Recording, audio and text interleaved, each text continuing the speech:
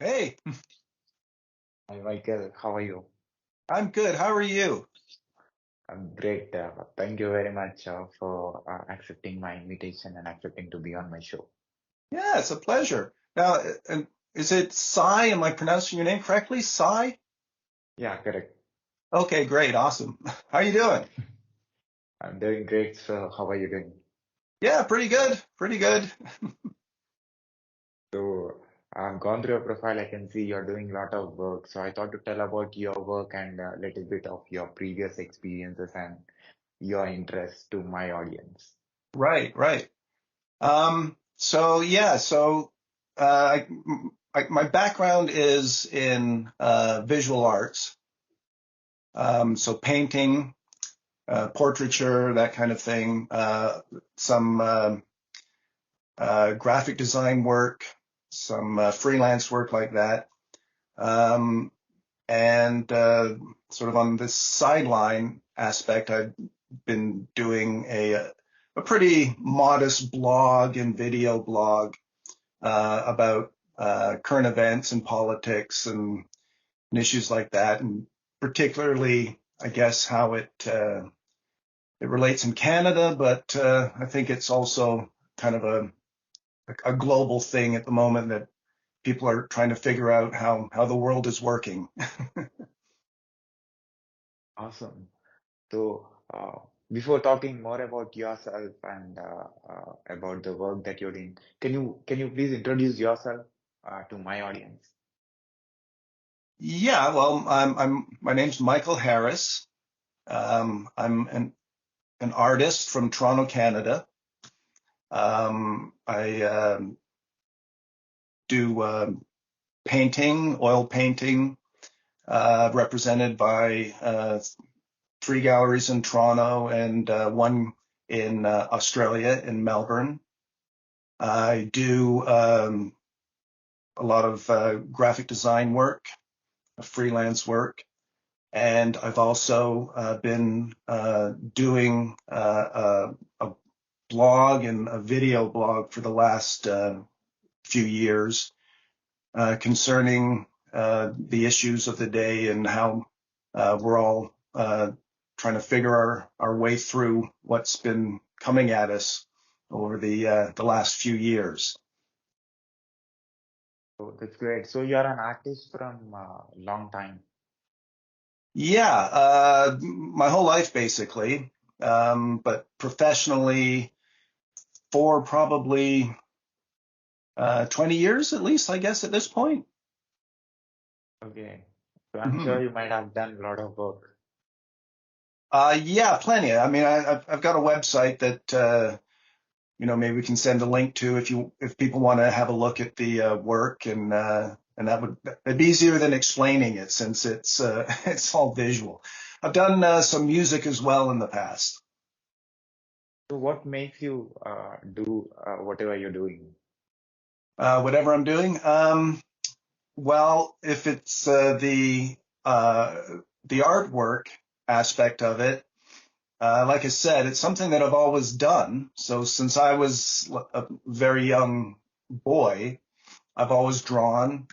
And, when I guess other kids were doing sports and things like that, I was, in my room drawing superheroes and making up my own characters. And so I've always done that. I was always sort of like identified as a kid growing up as the artist kid, right? There's always one in every, I think, school or classroom. There's the kid who's the artist, and I always tended to be that guy in schools.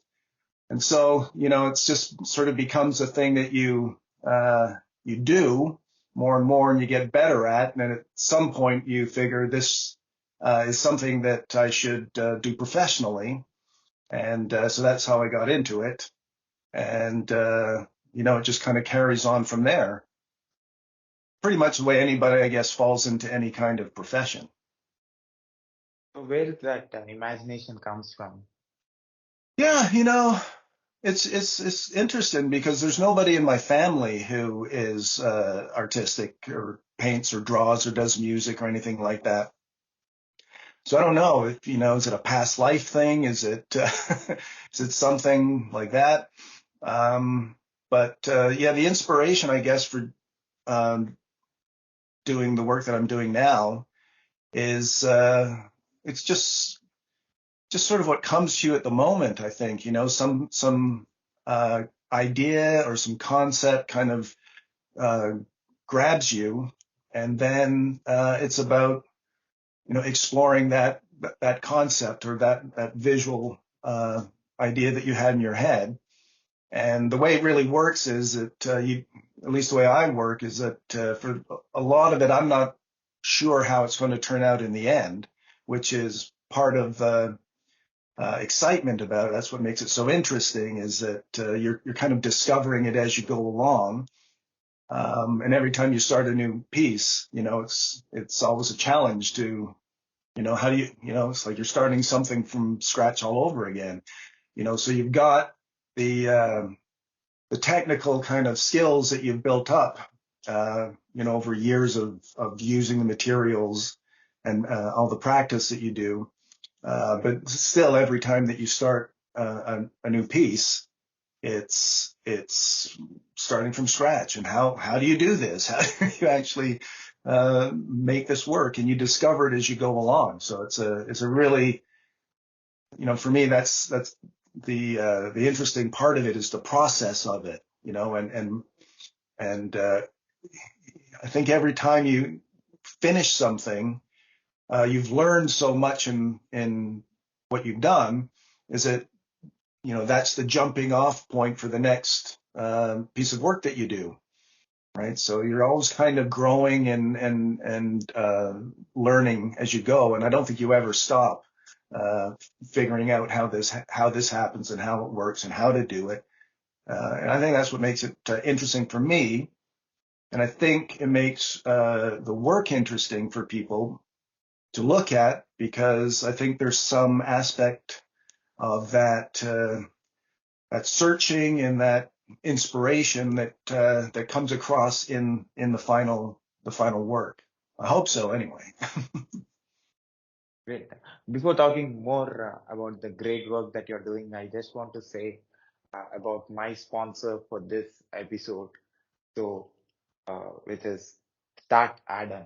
Sales and customer facing teams often switch between several communication tools, causing time management and visibility issues that can slow down deal velocity. The solution is Join Start Adam, where conversation converts. With Start Adam, your team can centralize all communications within your chat tool. No more switching, waiting, or fragmented chats. Because chat messaging is where business gets done. Sales teams can stay in Slack or Microsoft Teams and connect with customers, leads, or candidates on their existing chat tool, building better relationships through constant communication in inbound and outbound messaging. Make it encrypted and compliant.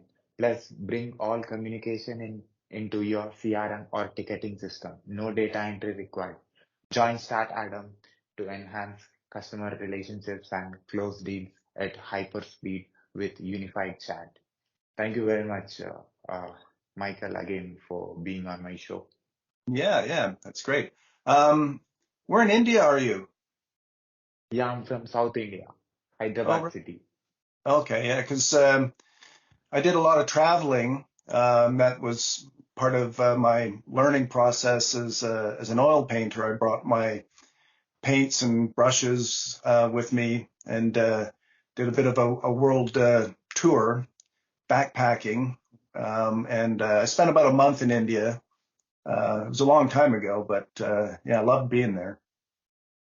So what do you find something that inspired you to draw? Well, it's like on that trip, every time that you arrived in a new place, it was 100% inspiration all the time, because everything's new. And so you're seeing, uh, you know, people and the way people dress, and the uh, the buildings and the just the atmosphere, and that's all very inspiring.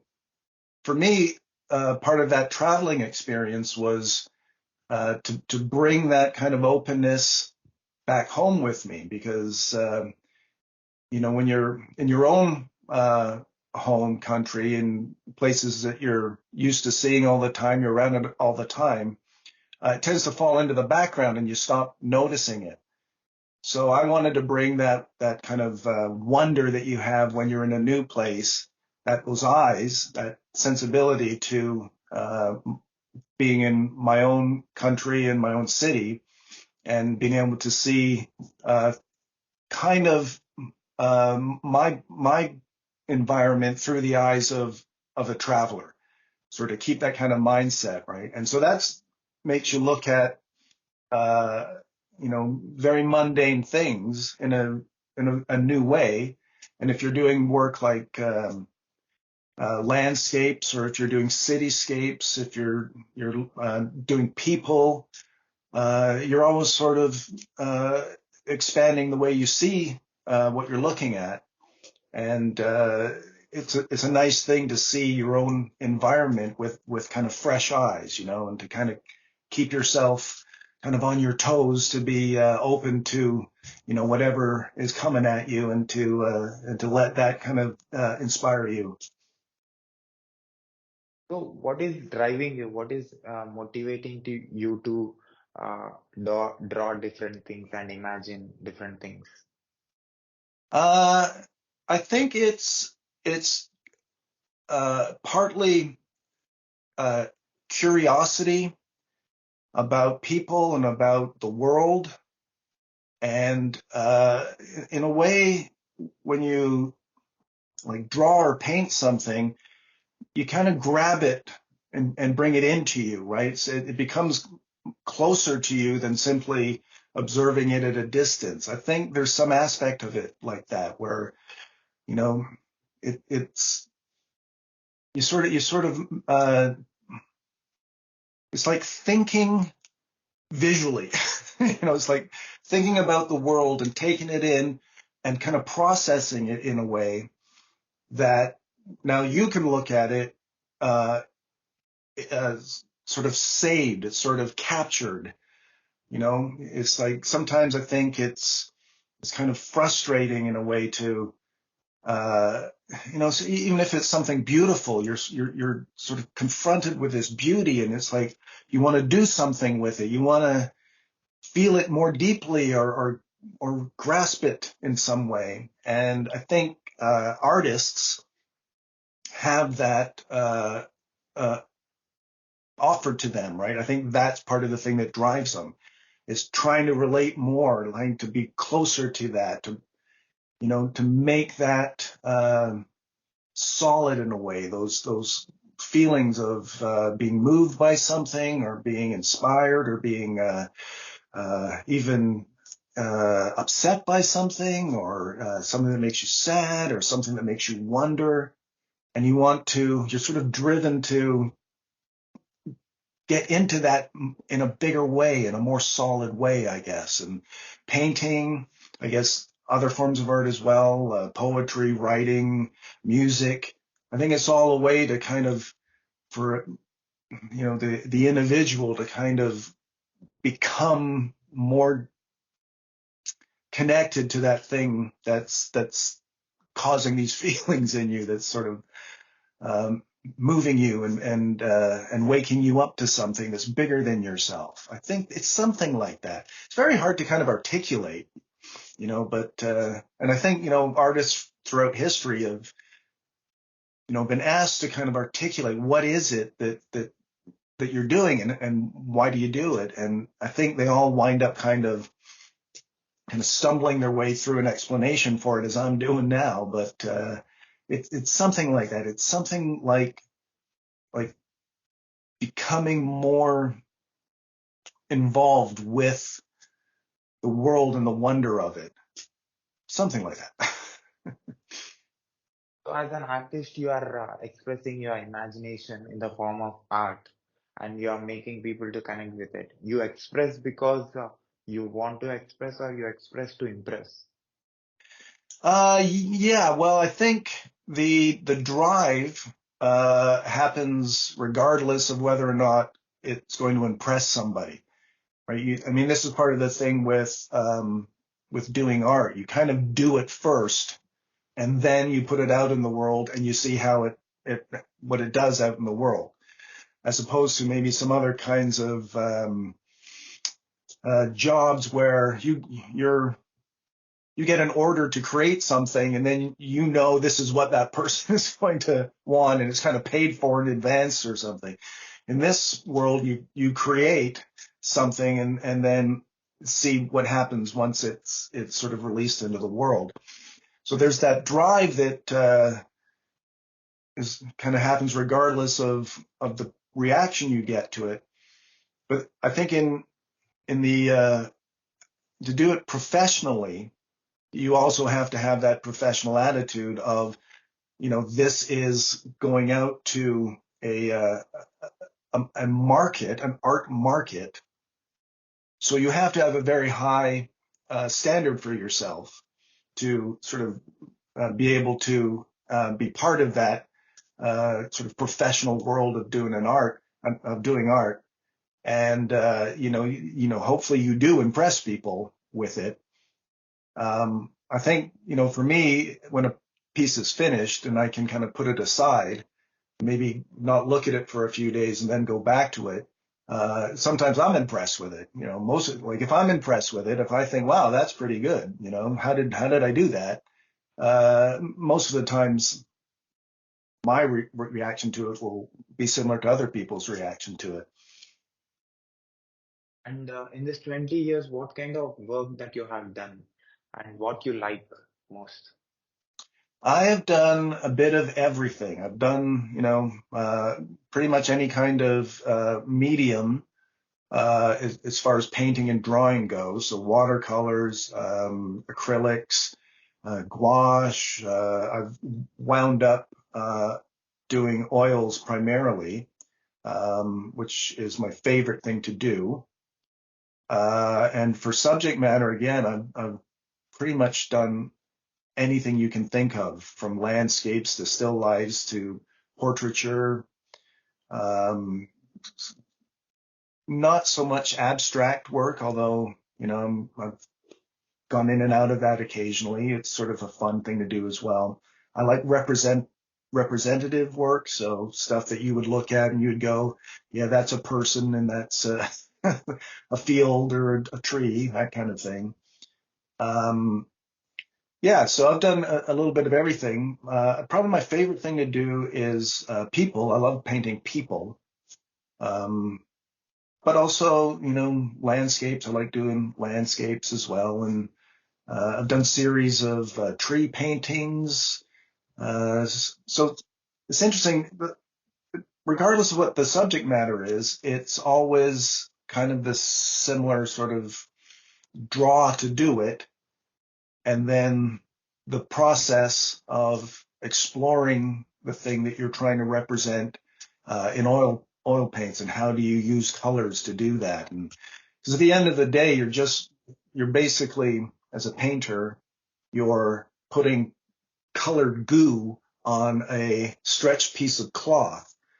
Um, so how do you do that? The skill in that is to be able to use those materials in a way that creates something in the mind of somebody else that means something, that has some meaning to them.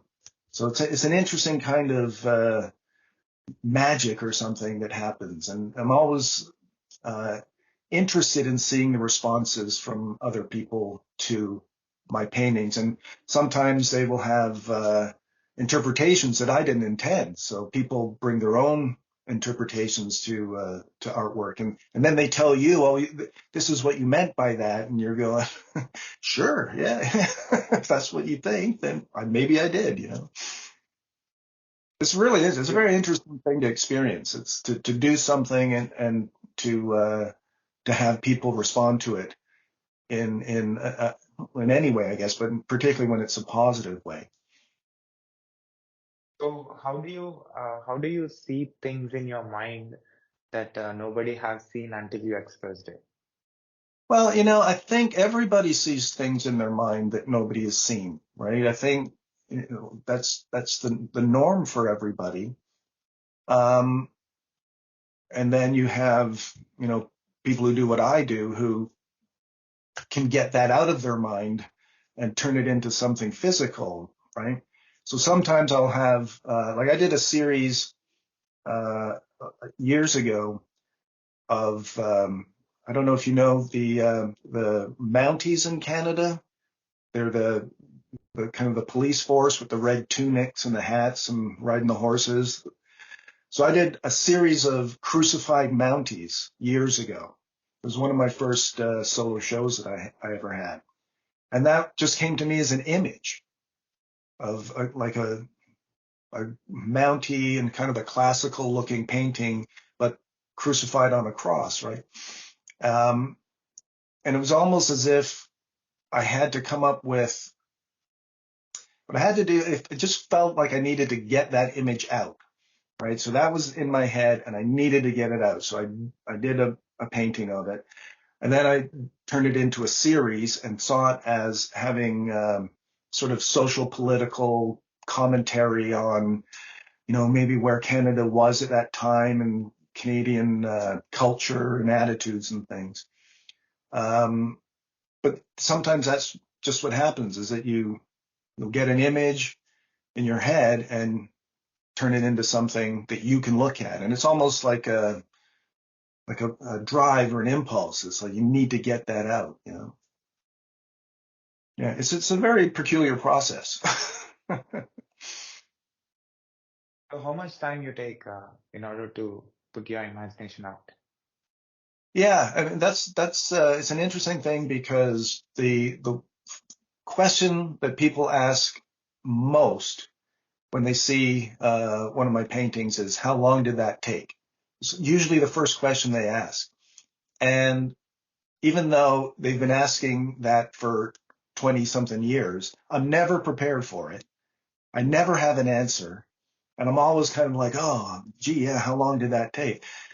Because like I don't really keep track of it while I'm doing it. I don't keep track of the time. And a lot of the times I'm working on a couple of pieces at the same time. So you'll put one aside for a bit and start working on another one and then come back to that one. So I usually have to kind of estimate how long these things take. And from weeks to months is usually the answer. But yeah, it can take a long time, and there's a technical side to it as well because sometimes depending on how you're applying the paint and what your process is, you need to let things dry before you go back to it. And but it's usually a pretty, takes quite a while to get a finished piece from start to finish. So what is the unusual thing that you have painted? My usual subject matter, you think? Unusual, Oh, most. unusual things. Yeah. Um, Well, the crucified Mounties were pretty unusual, and I did two series in for shows in the gallery in Australia, and the first one, uh, this is another example of having images in your head that you just need to get out. It was figures, like dozens of figures, coming together and climbing over each other and forming these kinds of towers of people climbing up each other. Uh, so that was pretty odd. So I did lots of that kind of imagery of these little people all kind of climbing up each other. And then the next show I did in that same gallery, Jackman Gallery in Melbourne, was a series of black and white paintings of people covering their eyes or having their eyes covered. Uh, and they were fairly large images. And some of these people had um, maybe computer technology embedded in them or coming out of them, and kind of peculiar things like that. but those are really nice paintings. But challenging, I guess, probably challenging for, it's not the same as, a nice landscape where people would go, okay, that's easy to get, as opposed to people in these sort of black and white images. Um, I had one of it was a very large painting of two guys fighting, and they both had their eyes covered with some kind of cloth, right, wrapped around their eyes. Um, so that's kind of a kind of image that you would put out there, and other people will bring their own meaning to that.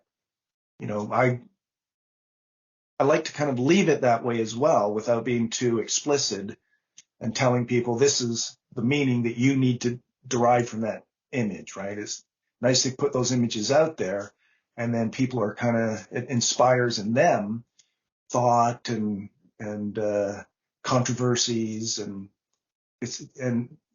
a lot of the times that they're actually representing their own kind of subjective processes by whatever they wind up seeing in the paintings that you do. So it's just this really interesting process between the sort of the concepts and ideas of the painter and then the audience who look at it. They kind of come together to make the meaning of the work. So how is working globally?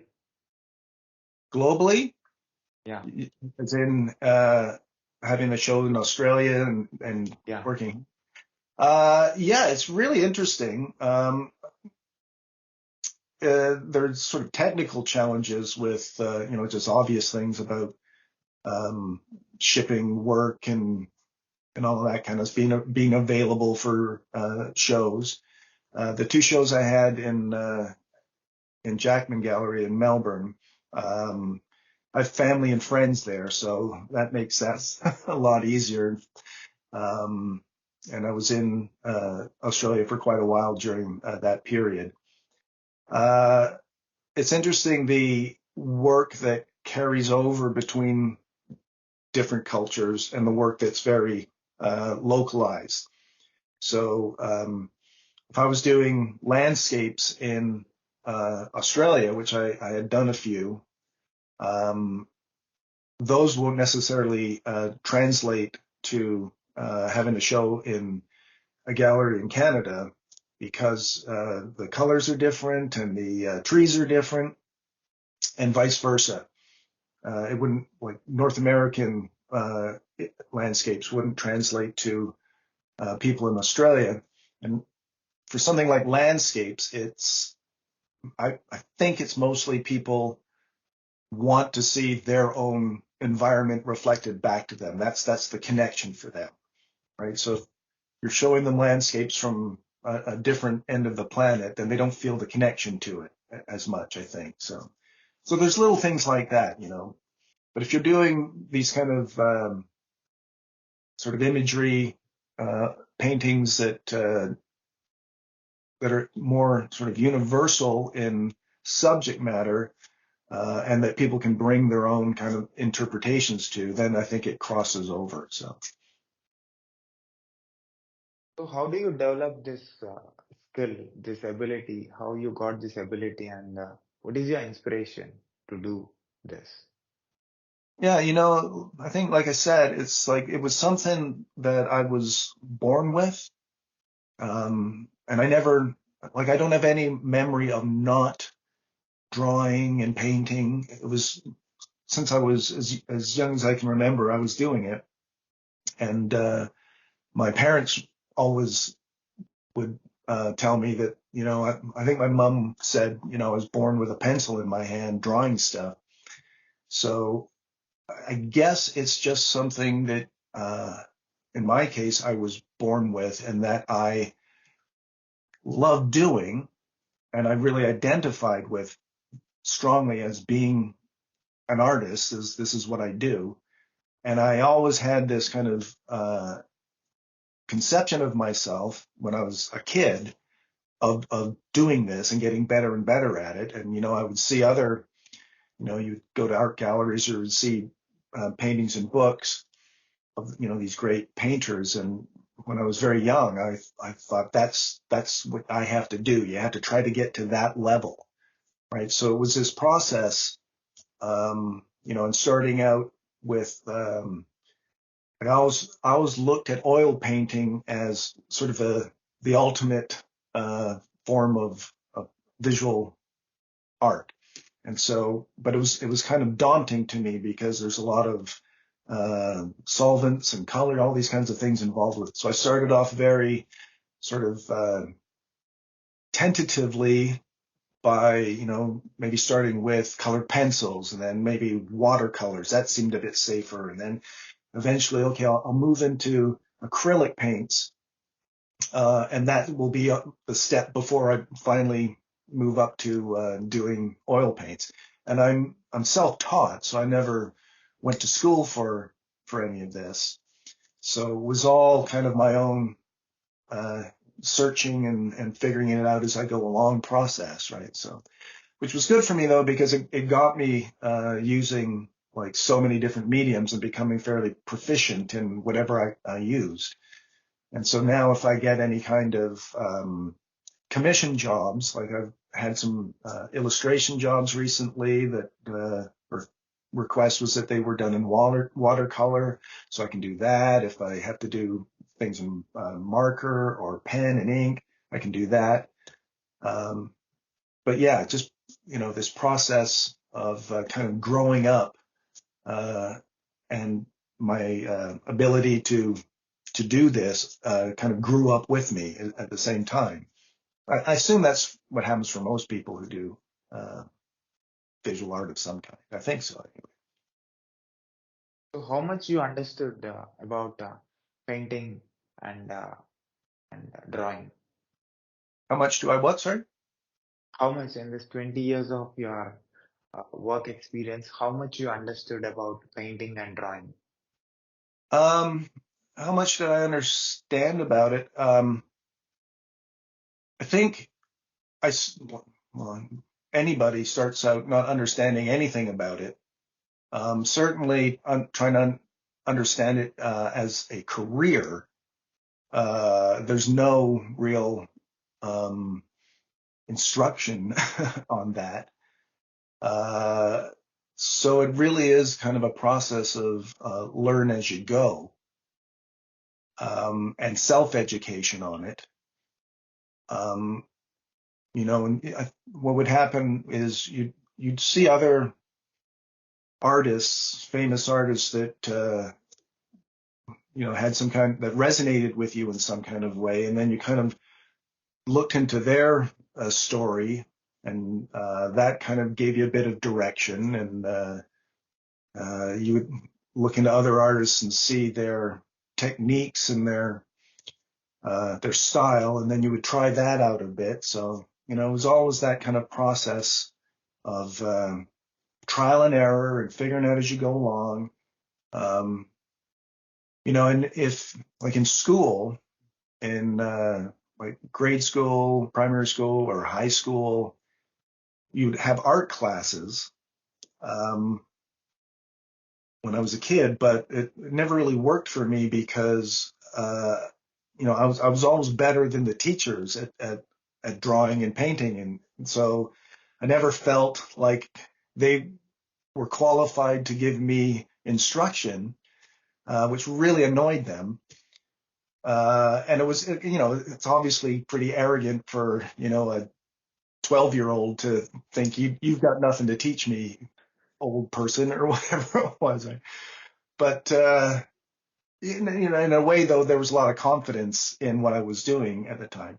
And even when I went to high school and you had more kind of organized art courses in high school, but they were very generalized. By that point, as a teenager, this was so my own thing that I resented anybody trying to tell me how to do it, or to do something. You have to be doing this today. I just resented the whole idea because it was so my thing. You'd go to school and okay, you're going to get taught history and math and all these other subjects, but when it comes to this, this is my thing, you know, and someone would have to be themselves a professional artist, you know, someone that I would have recognized at the time as being very, very accomplished as an artist for me to go, okay, you can give me the instructions on this.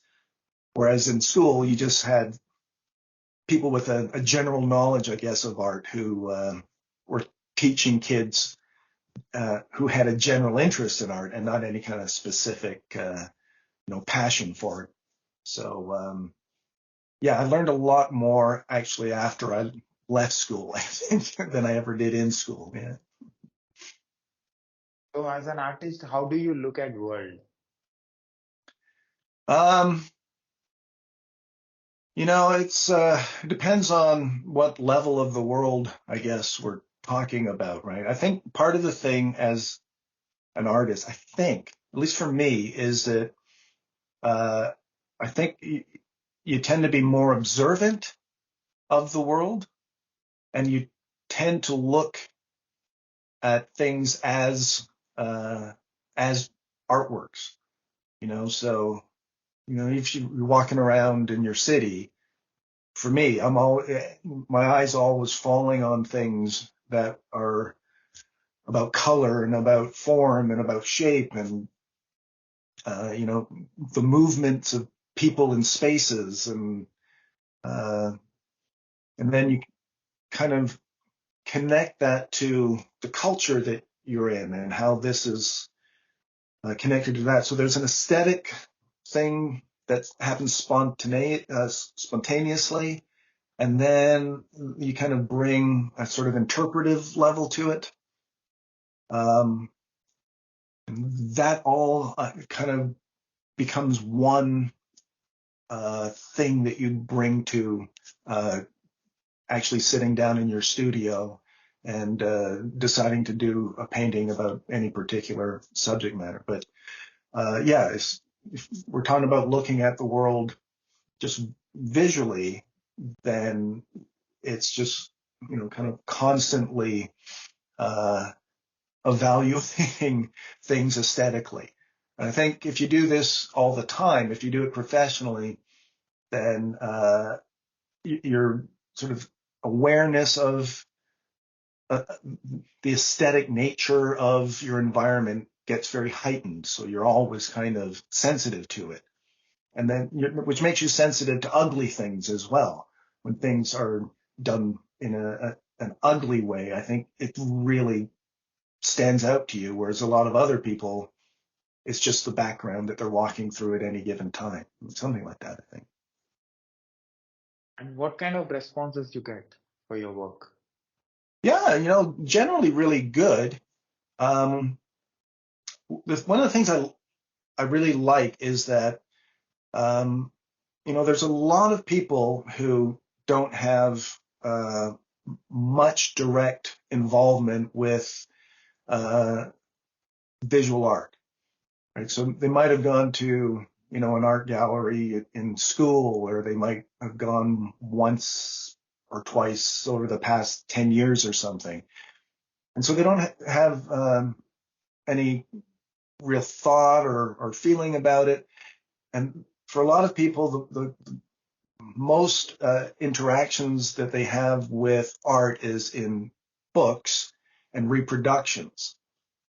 Um, and so that's what they think like a painting is the picture in the book that they look at.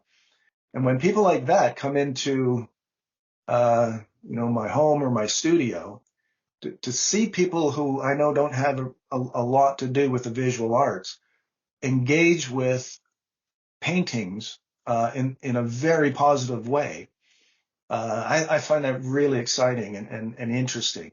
I think people, when they're in front of something that somebody has painted, made with their hands, and it's, as you were saying earlier, impressive, I think it affects them. I think people are kind of wired uh, to appreciate art and painting. I would like it to have more meaning, I guess, in our culture, I'm not sure how it is in India, in Canada. Movies and music and or maybe even a little bit of literature to an extent are much more take up much more space in the popular culture than painting does. I'd like people to have more access uh, to visual art, to painting. In Toronto, there's a yearly outdoor art show right in the center of the city, and things like that are really good because it becomes a thing for like anybody to walk through and to get exposed to a wide variety of art. So more things like that I think are really really positive. Yeah. So you're a graphic designer as well. Yeah. Actually, after high school, I went to a college here in Toronto for graphic design. I think I went for I think a year, but I didn't like it again because uh, I wanted to paint. I wanted to do what I thought was real art, and this just seemed very boring to me. And it was obviously geared towards advertising. And at the time, I probably thought, I'm not going to sell out and be an advertiser or whatever, sell cornflakes boxes or something. Again, pretty arrogant at the time. And then I went back for another year or so, but yeah, it just never really appealed to me too much. But I learned the skills. I learned a lot of the skills uh, to do graphic design. And so I've designed CD covers and, had various other commissions. And, that's much more like work when you're doing graphic design because you're being, as sort of we were saying earlier, there's a bit more of constraints on it that are being put on you by the client, right? But it's something I like doing as well. If the subject matter is interesting, and if they give you enough um, free range, I guess, reasonable amount of free range to still express yourself and to do something that means something to you, and they don't try to control you too much in that process, it can be really an enjoyable process as well. So every time when you draw something, how do you have that strong imagination and you put it out in the form of art and you make people to connect with it and communicate with it? Yeah, I think, and I'm not sure anybody, but I think anything that you put your focus on, you develop and it grows and you get better at it. And I think people who do art, that's their focus. Everybody's got a degree of imagination. Uh, it's like anything else. If you were a carpenter, I can bang some nails in and make a birdhouse that will fall over if a bird ever lands anywhere near it. But someone who has focused on that, they become an expert in it. They become great at doing that thing. And I think it's the same thing with creativity or inspiration or imagination. If that becomes your central thing, then it develops and it blossoms and it becomes, more, it defines who you are a lot more. So I think that's all it is. For me, I started out as a pretty imaginative and creative kid, and also unusually good at drawing. And you get positive reinforcements for that when you're a kid, and so that encourages you to continue to pursue it, and that brings more positive reinforcements.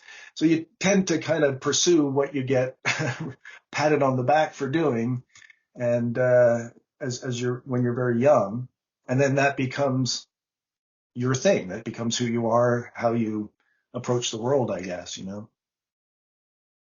And what do you think that brings out maximum potential of yours if you draw something? Well, how do you mean maximum potential? Your ability that you can show the kind of knowledge that you have in creating anything. So what do you have anything that you feel challenging? Um, yeah, the entire thing's challenging.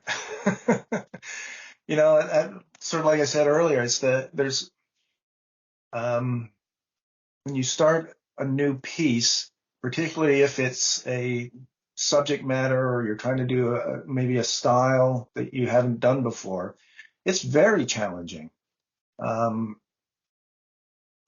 uh, but that's the thing that pulls you into it. I think that's the thing that pulls anybody into anything worthwhile doing is that they like the challenge. They like the being confronted with your limitations. Can I get past that? Instead of like, I think some people might, in some occasions, when they're confronted with challenge, they might resist. They might withdraw from them. But I think people who embrace those challenges, I think the reward comes down the line as you do that. The thing with doing anything visual is that you see that reward in front of you at the end of the day, and you can see, okay, 10 years ago, that challenge brought me to that level. Now that when I encounter that challenge, I'm at this level. So you can see your own development over time, uh, and that reinforces the insight that facing those challenges brings about great change. It brings about great development and evolution in yourself and in what you do. So, and it's with anything, right? It's being invited to speak to you. It's like, well, I haven't done that before. Let's do that. you know? So uh, uh, the 20 years of experience, when you started 20 years ago, the world was different. Today, Hmm. the world is different. So how you are using technology for your artwork? Technology. Well, I'll tell you, that the biggest advantage, well, one of the biggest advantages is digital cameras. So, and for the most, banal reasons, like, so one of the sort of things that you need to be doing all of the time if you're doing art professionally is taking images of your work. And so when I was starting this, I was using film cameras. And the best way to take pictures of paintings is in natural light. So you'd set them up in my old backyard in my old house, and you know be taking pictures because you need to put portfolios together, and to go to galleries and have records of what you've done. And you had no idea if any of these images that you were taking turned out until you brought them to the good photo finishing store, wait a week, and then get this envelope full of printed photos out, and you're looking through them, and it's like, well, that was out of focus, and that one was overexposed, and that one was underexposed. And sometimes you just have to do the whole thing all over again. And as soon as digital cameras came in, it was like, I can take as many pictures of these as I want, try all the different exposures, get the perfect thing, and then crop them on Photoshop perfectly.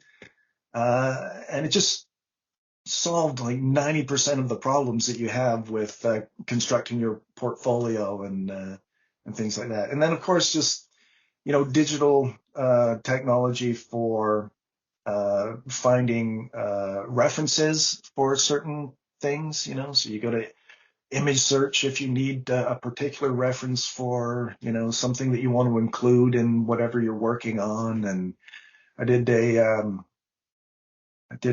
commission about a year ago for somebody who wanted, I think it was about maybe a 20 by 30 illustration in watercolor of himself sitting around a table full of all of his heroes. And there was this diverse mix of people from Neil Armstrong to Pavarotti to actors and musicians and John Lennon and all these people. And so I used computers, I used image search to find out the best images of the people to reference. And then I was able to assemble a kind of a mock-up of the final piece so I could see the right proportions and put people in the right places and put the client in the middle of all of these people and try moving things around before I ever set it down onto a piece of paper and then starting that process, So that's incredibly convenient. It changes everything, as well as, being able to have your website. So galleries and clients and potential buyers, they can go straight to your website and see your work. They can contact you directly about things. The more you'd think about it, you'd come up with more and more ways that technology has helped the whole process of being an artist. And I Where do you, really yeah, go. like uh, imagery manipulation on computers as well. I like doing that. I like that process. I like using Photoshop. Uh, that's another thing that, you can teach yourself and get fairly proficient at it. So that was just another creative outlet, another visual outlet when all of that became available. Where do you present your work? Where do I present it? Yeah, where Okay, so people can see it. I have a website at michaelharrispaintings.com. So that's the best place to go. There's a Facebook page as well with under the same name. I've got a couple of galleries. Gallery 133 here in Toronto is the main one for me, as well as another gallery called Art Interiors here in Toronto. I've been with those people since they opened. I think they just celebrated their, I don't want to say 20th year. That seems a long time. They've been around for a long time as well. Great people. And then Jackman Gallery in Melbourne is another place where my work is represented. So I'm around there. I've been around the block. So, how do you define yourself as an artist? Um, I guess the most simple way is as an oil painter. That's what I think of myself as an oil painter. And that would specifically be a representative oil painter as opposed to an abstract oil painter. But yeah, I think of myself as a painter in that tradition of Western painters. So, what do you like most in artwork? Yeah, I like this kind of stuff that I do, right? That's what I like, and that's the stuff that I've been inspired by, and kind of hold myself to that standard. So it'd be all kinds of varieties within that, but mostly I like uh, representative uh, painting. So things that where the artist is creating images that you understand what you're looking at, where you can understand that you're seeing things that are represented in the real world. That's what I prefer the most. There's an extreme of that in painting called photorealism, which technically you have to be very proficient, you have to be very good at it. But sometimes that can be a little dead because you're just trying to reproduce another image as closely as you can.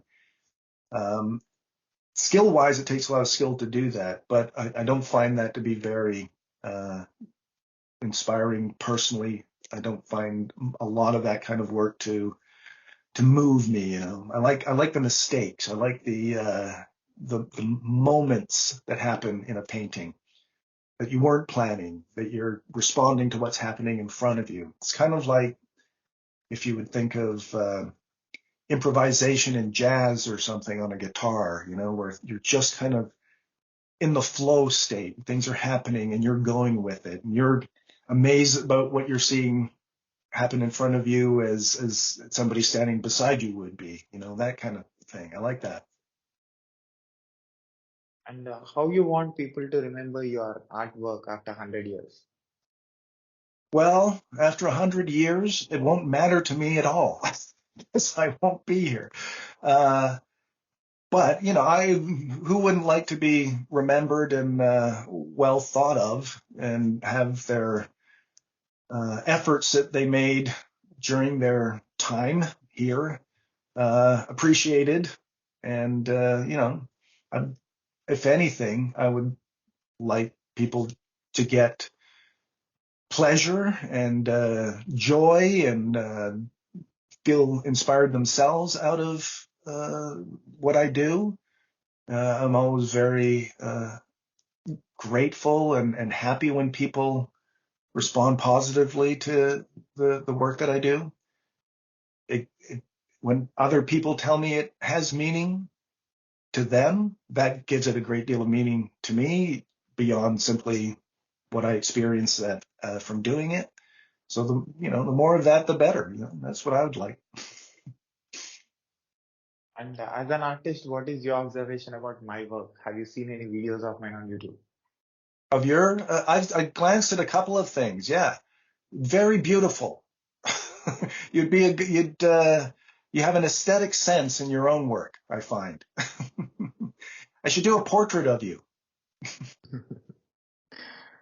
So, what is your experience in this conversation? Very nice. Very good. You're a lovely person, and I get the sense from you that you have a lot of curiosity about people, and that's why you do this, that you're interested in what makes people tick and who they are, and you want to get in contact with as many people to connect with on that level as you can. I think it's amazing. Why do you think you do what you do? So I do kind of same thing that you're doing. Yeah, I'm trying to put my imagination in the form of videos exactly. to the world, and I want people to watch it and see it how how different people are doing different things in the world. Right. You find that very gratifying to be able to bring that to the people, to other people. Yeah, because if you show something that is not existed before, like you said, somebody not imagined something that you are expressing, that gives you satisfaction when you're putting it out and when you're presenting it very nicely and very clearly, how exactly that you felt. Yeah, that's great. That's so great. Yeah. Yeah, you're doing a great job at it. How long have you been doing this? 3 years. 3 years. Oh, that's great. That's fantastic. Just getting started. Yeah. So I actually did masters in software engineering and Right. Yeah. bachelor's in computer science and engineering. Yeah. Yeah. Right now I'm So, doing right now I'm doing some cloud DevOps engineering projects and technology projects. I'm a tech guy. So that's my full-time job. Apart right. from that, I'm connecting with people around the world. More than 100 countries experts I have connected and trying to explore the minds, like how people are thinking and what they are thinking and why they are thinking like that and why they are doing like that and Yeah. what is the purpose and what is making them to do whatever they're doing. So, That's yeah, as an artist, as a experienced observer, observant, how how this experience, like more than 700 interviews I took in last 3 years. So how this experience, collection of communicating with different kinds of people from different parts of the world, how this is going to add value to my career. how you're asking me how that will add value? Yeah, yeah, Well, I think you know how it adds value, and that's why you're doing it. It's because the more that you expand your understanding of people, and the deeper that you can think about what you do and reflect on yourself. You think about the ideas that other people have brought to you, the minds that you've connected with, and then how does that not enrich your own life and your own capacity to approach the world? I mean, imagine the opposite. Imagine having little to no connection with other people. How could you do anything productive or creative, right? It's that feedback and that input that we get from other people, and uh, how they've done what they've done, and how they've accomplished things, or how they failed to accomplish things. Those things are incredibly informative to everybody who wants to understand life and the world. And that's the thing. I think that's great that you have that kind of passion to do that, and to give it as a gift to other people. it's a great observation. So can you spell your website to my podcast listeners so that they can see the work that you're doing? Yes, definitely. So it's Michael Harris Painting. So Michael Paint. Oh, wait, no. Start again. Michael Harris Paintings. Michaelharrispainting. Michael Harris Paintings, all lowercase.com. So I'll put the web link in the description of this video and also on the screen as well. People That'd be who finds our video on YouTube and also on the internet, anywhere in the social media can able to see the work that you're doing and able to learn from you, and also they can buy the paintings of yours. that'd be great. That'd be really good. I appreciate that. So can I put this video on my YouTube channel with your permission? Yes, absolutely. That'd be really nice. And also, can I put this audio and video clip on my podcast, website, internet, social media, everywhere with your permission? Yes, you can, Si. Absolutely. I'm all for it. Yeah, and in next year, 2024 May, I'm coming to Ontario, like for studying and another degree there. That's great. We So, gotta catch up. yeah, You want to just do that? Like let me know, and we'll get together. I'd love to talk to you in person. That'd be fantastic. yeah, I'll text you when I be there. Please do. I'm serious. Really, you should. That'd be great. This is extremely valuable, connecting you and knowing the work that you're doing and telling about the work that you're doing to my audience. Oh, that's great. I appreciate that. Thank you so much. I'll put your website also, your work in my website as well. People who visits my website can able to see the work of yours. Okay, that's great. I appreciate that too. That's really nice of you. Yeah. Thank you again, Michael, for your valuable time and sharing your valuable experiences and answering questions to some of answering to some of my questions. Yeah, my pleasure. It was a lot of fun. Really nice to talk to you and to meet you. Take care, sir. Thank you. Okay, you too. See you, Si. Bye.